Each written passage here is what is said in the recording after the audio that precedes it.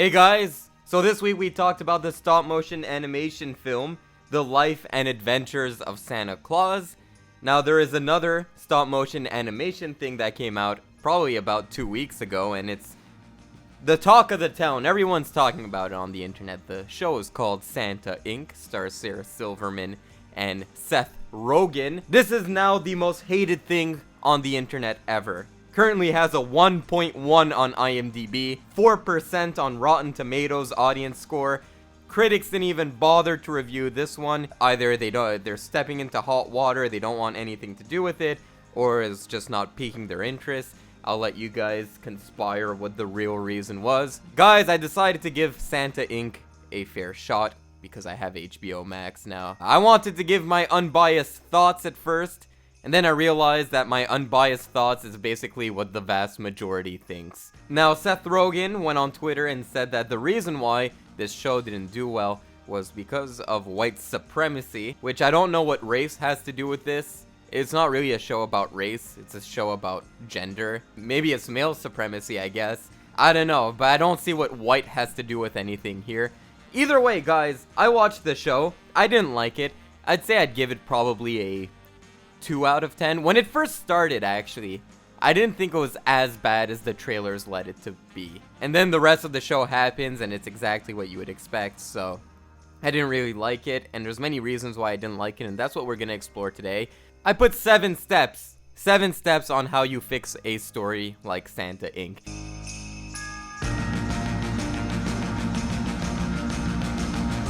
Let's actually just first talk about the positives. What does the show do well? The one thing the show does really well is its animation. This is real stop motion animation. There's a lot of love and care that went into the animation itself. There's scenes where characters are barfing, let's say, and the barfing itself is not funny, but watching how these animators choose to portray that barfing, it's really interesting to watch. And is there some CG thrown in there?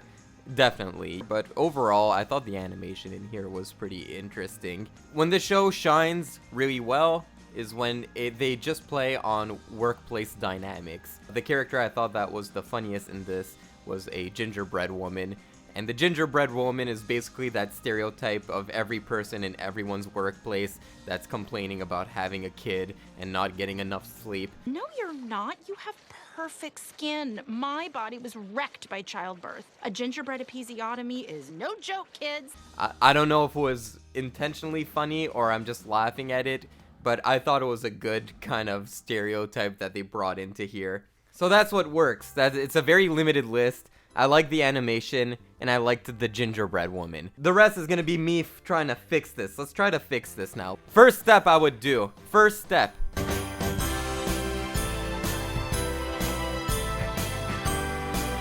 I would make it a movie. This is an 8-episode series. Each episode is about 20 to 25 minutes. That makes it, like, very long. I'd say maybe a 2.5 hour runtime almost.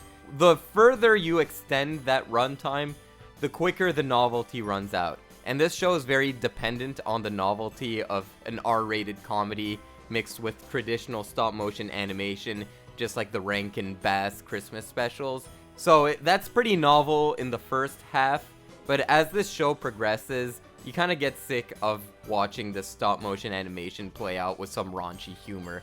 It kind of gets old after a while. If you were to limit this to maybe a 1 hour special, or maybe make it, I'd say maximum an hour and a half, people will get the point, and there would be a lot less filler in the show. So yeah, step 1, I would cut the runtime, just make it a 1 hour special, or 1.5 hour movie. Step 2 is that if I were to make this a movie, I'd also give it a PG-13 rating.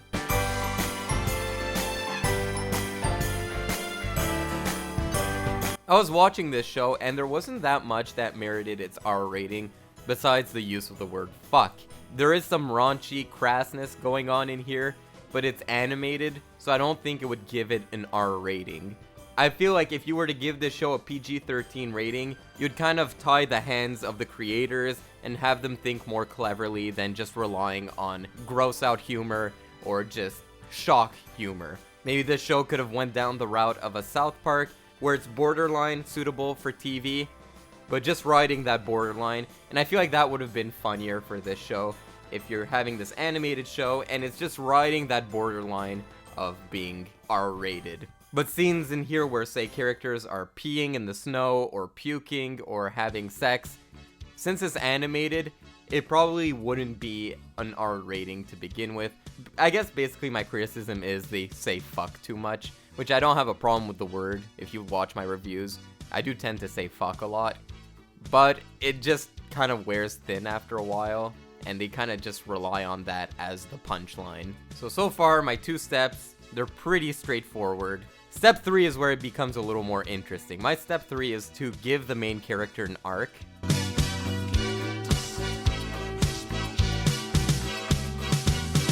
So the main character in this, her name is Candy, and the whole story of Santa Inc.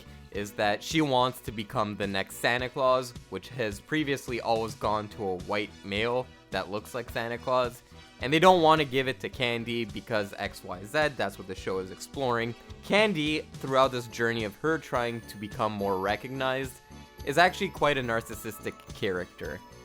Now, whether this was intentional or not, I feel like it was intentional. That was an intentional decision because there's a point in the show where her friends and family turn on her because of that narcissism. But in the 3rd act of the show, where things are starting to come together for Candy and they're going to start this protest, she wins back her friends and family way too easily. She doesn't go through any internal struggle or any change of heart in order to win back her friends and family. I'm gonna compare this to what I think is probably one of the best blockbusters that came out in the past 10 years, and that's Iron Man 3. And I know that's controversial to think because a lot of people hate Iron Man 3.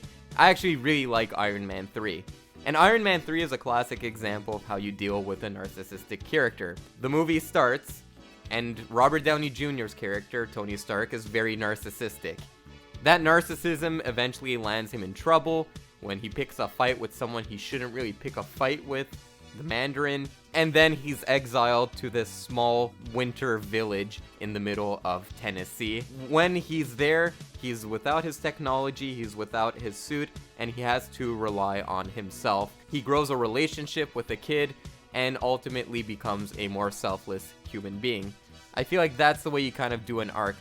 The way it's done in Santa Inc., this character is always just a narcissist, and there are parts where it comes to bite her in the ass, but she doesn't really change her character in order to win back any of her friends and family. And it makes for a very despicable character. I wasn't really with this character. I actually was kind of rooting for her to fail at a certain point, which is not something you want out of this kind of show. This girl is fighting for a cause that you want to root for, but she's just so much of a narcissist, and she treats her friends so shittily, you just don't want to root for her after a while. Have it so that this character falls down and she has to do some kind of change of heart or internal struggle she has to get over in order to thrive back. And I feel like the reason why there's no arc in this character is if you were to give this character more struggle, it would give off the vibe that the creators are telling women to change their character, and that's why they're not getting major jobs in the workplace. So I feel like that's why they didn't really give Candy an arc. But alas, this is a show, and the goal of a show is to entertain, and it becomes a really big flaw if your character doesn't go through any transformation whatsoever. That's what you watch movies for. You watch the Star Wars movies because you want to watch Luke become the best Jedi, and he falls along the way. He becomes very impatient, he's very immature, and then slowly he becomes a true Jedi. People like seeing that internal struggle. Moving on to step 4. Step 4 would be to choose one theme.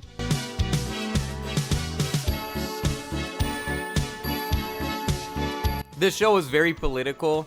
It has a lot to say, but it just shoots all over the place, and I just wanted it to pick one theme. It kind of comes across as an edgy teen that has a lot to say, but doesn't really have an understanding of anything. It just shoots on all cylinders and sees what sticks. There's a part here where they throw shade at Amazon, and they throw a line in here that I thought was completely misplaced about Amazon, where they say, Amazon, at least they know they're shitty. So stay here at Amazon and work with me.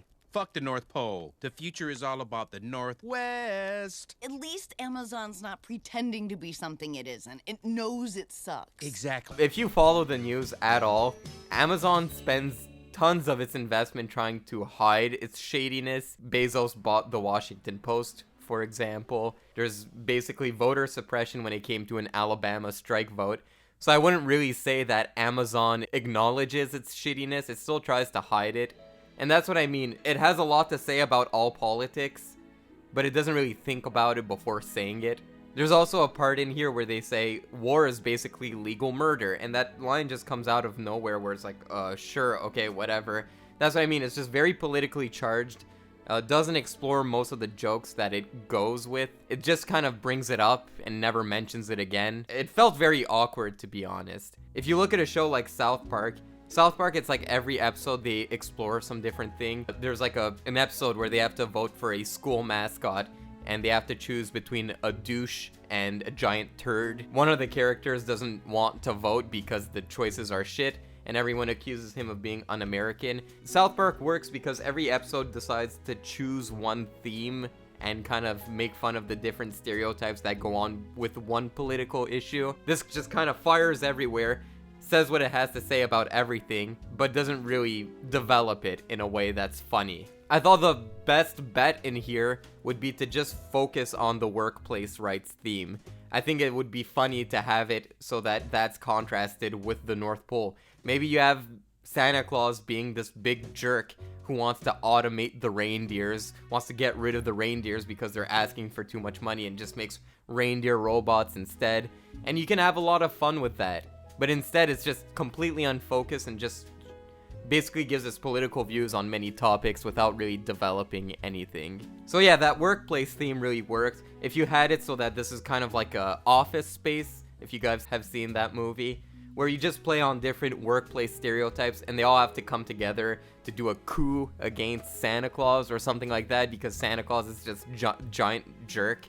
That would have been a lot funnier. And the show does do that towards the end. They have this rally against Santa Claus, but the rally is completely inconsequential. Basically, the only thing they pin Santa Claus on is the fact that he puts meth in the food for the reindeers. Tell me, were you surprised when you discovered the Christmas spirit bars were actually meth? I know I was. Crystal meth? I'm on crystal meth? Oh, so you didn't know. Whoopsie. And then the rest, they don't really go into depth on why Santa Claus is a jerk. So just pick one theme is what I'm saying. And the best bet would be to just stick with the workplace rights theme. Step 5 is something called Show, Don't Tell.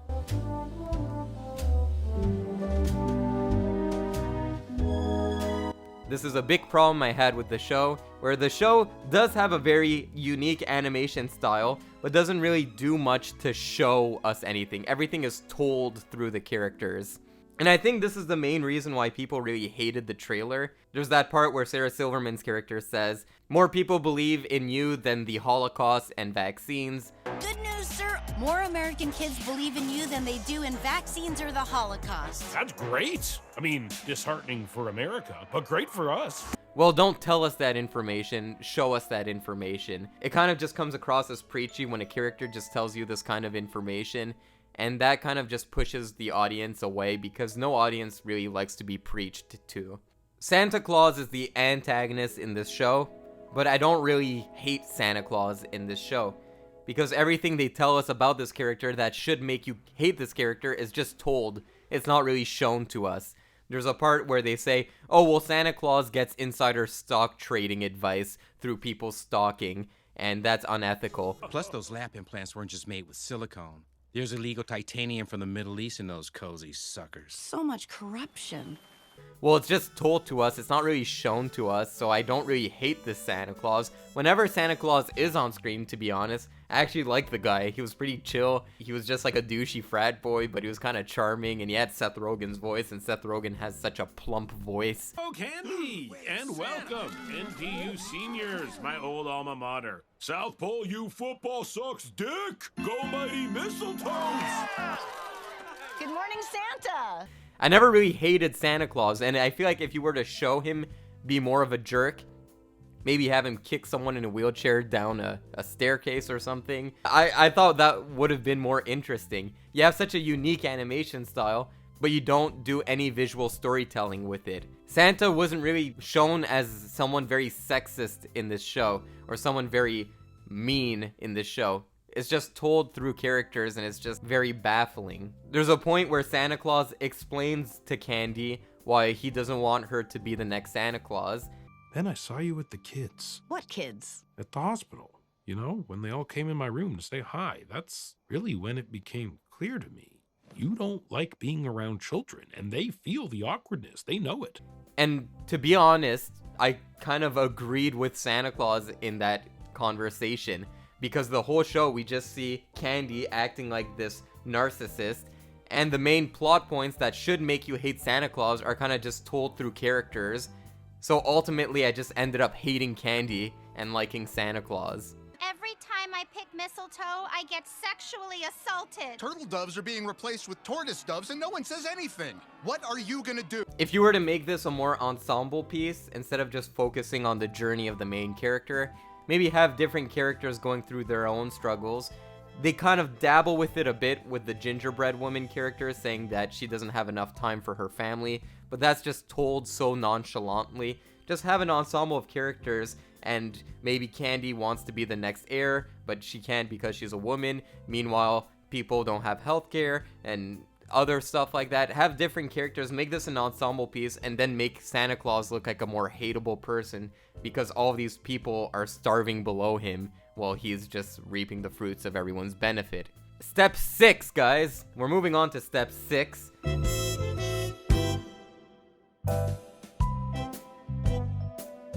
Focus on humor.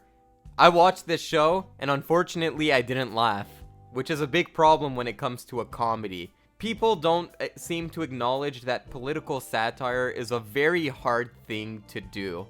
Because political satire, you're trying to give your political opinion, and whenever you give your political opinion on something, you automatically become more of a narcissist. That's the problem people are having with late night comedy. Why is late night comedy dead? Because when you looked at people like David Letterman and Johnny Carson, yes, every so often they'd sprinkle their political beliefs, because if you're performing a show 5 days a week for a long time, eventually your political beliefs are going to slip out. The problem people have with late night comedy is that it's become very political focused, and when someone is very political focused, they have to present themselves in a certain manner, and it kind of loses the audience because you can't have someone who's of high status preaching their gospel to you while being funny. It's a very hard thing to pull off. And there has been some good political humor on TV. Dave Chappelle, for instance, whenever he does political humor, it works. And South Park, whenever they do political humor, it works. But it's a very hard thing to pull off, and I feel like people don't realize how difficult it is to do political humor. I watched the trailer of this new movie called Don't Look Up, and that's a pure example of that. I feel like it's so hard to do political humor without it just looking preachy and looking like you're talking down to an audience. This show is an example of that as well. Just focus on being funny and try to have a little bit of a message in the background. I watched the movie Suicide Squad, the James Gunn version, that is. I watched it in cinemas lately, and they did have a kind of political message when it came to American interventionism. But that was kind of in the background, and the main focus was the action and the characters and the comedy. I feel like this was focused on the politics first, and the humor was kind of just in the background, where it should be the other way around. The jokes should come first, and it's okay to have a politically oriented theme in the background. But when you put the politics first and the jokes second, it kind of adds to that preachiness. So yeah, like I said, this show really didn't make me laugh. It could have used the environment of the North Pole to kind of create a dystopian version of our society, play along with that. The one scene that did invoke a chuckle out of me is there's a scene where the gingerbread woman is going undercover, and she puts icing on her face and does like a fake mustache with icing. We're using our most intelligent inside resources to intervene in the energy bar swap. I wanted to see them kind of use the world they created and use that to create the comedy. That's the one scene where they used their premise and integrated it into the story well. That was the only glimpse of that. Not to say this show also has some kind of odd racial stereotypes. for something that bodes to be very progressive. There's these stereotypes of the reindeer, who's played by Precious. I don't know the actress's name, but she's basically just a black woman stereotype that's like, yes, bitch! Yes, bitch! You gotta get intimate with that jolly bitch. Okay, I know you're right, but do you really have to call me bitch every time you say something? Yes, bitch, because it's empowering to call you bitch.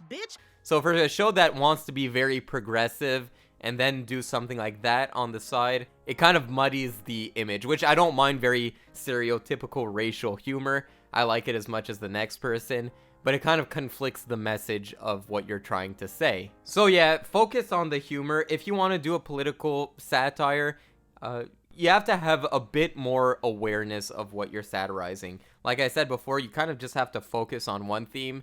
For example, the movie Network is what I think probably one of the world's best political satires, where that's just about sensationalism in media. It doesn't really try to focus on anything else. There's another political satire that I really like. I don't know if people remember it, but it's called Wag the Dog with Robert De Niro. And Wag the Dog is very satirical of politics, but has a lot of knowledge to bring to the table.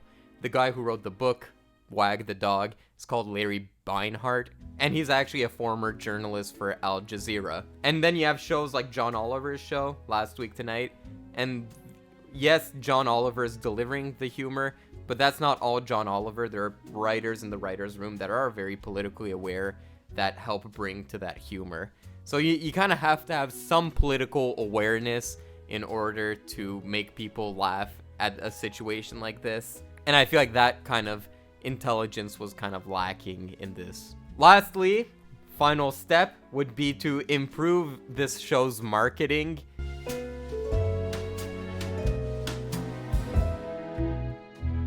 First of all, that first trailer came out, and I don't understand how you release a trailer like that and not expect to be dunked on by the internet. And then you had the actors kind of claiming that their audiences who don't like this movie are white supremacists, which is a bold statement to make, and I don't really like it when people make these kind of statements, because if you dislike a show and give it 1 star on IMDb, that's not white supremacy. And when you use terms like white supremacy for something as trivial as that, it kind of detracts from the real conversation. It's a bit like The Boy Who Cried Wolf.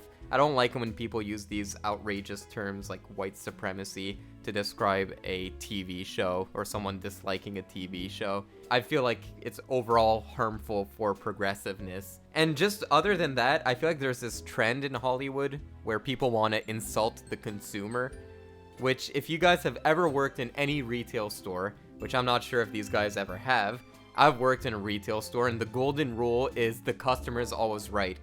Don't insult the customer. Chances are they're gonna get very upset and it's going to destroy your business. And that's exactly what Seth Rogen and Sarah Silverman are doing. They're insulting the consumer. Instead of being enthused by your project and saying, listen, I know you guys probably got a bad reaction to the trailer, just give the show a shot. We gave it a lot of care. Just be more optimistic like that instead of claiming your audience is a bunch of white supremacists. And I think that's ultimately gonna hurt Seth Rogen in the long run, because his comedies were quite popular, and I like most of his comedies, to be honest. Like, a lot of people don't like his comedies. I love Neighbors. Neighbors is a great movie to me. I actually like Sausage Party. I thought Sausage Party was very good. I love This Is the End. This Is the End is probably the hardest I've laughed in a movie theater. But when you insult the consumers like that, I don't care, because I usually separate art from the artist anyway. But it can rub someone the wrong way. It reminds me of the Ghostbusters situation. When they made the Ghostbusters, Paul Feig's Ghostbusters, there's an interview where Melissa McCarthy kind of accused Ghostbusters fans of being fat trolls in their basement that are asking their mom for pizza rolls. You don't insult the audience. That's who you're begging to watch your movie. It seems a little egotistical to do that. However, I feel like it is okay to insult critics. We have seen people insult critics while promoting their things. An example that comes to mind is a Quentin Tarantino interview. He was promoting Once Upon a Time in Hollywood, and someone accuses him of being sexist, and he just shuts down the critic. I feel like it's a completely good thing to shut down critics because, first of all, audiences don't really have this favorable view of critics, and that's not just a modern problem. That's always been going on. We always viewed critics as very snobby and doesn't really represent the average person. So to insult a critic, it kind of has like a punk rock kind of edge to it. And critics do have some influence when it comes to convincing audience members to go to their movie. So for you to do a dunk on a critic, I feel like that's acceptable. But if you go after the audience directly, it kind of muddies the water. You don't want to do that. So yeah, just improve the PR of this TV show. I think Seth Rogen needs to fire his PR agent. You're making a show with a message that's very important to you. You want to be very enthusiastic about that. That's why The Rock movies do very well. The Rock, even when he's promoting a shitty movie like Baywatch, he's like, yeah, we put a lot of effort into this, and I'm sure you guys will love it. I'm sure you guys will love it. Just give it a shot. He won't just punch down on people randomly. Those are the 7 things I would change about this TV show, Santa Inc. Let me know in the comments below. Did you watch Santa Inc? Did you love it? Did you hate it? Guys, I'm gonna ask you, please keep it civil in the comment section down below.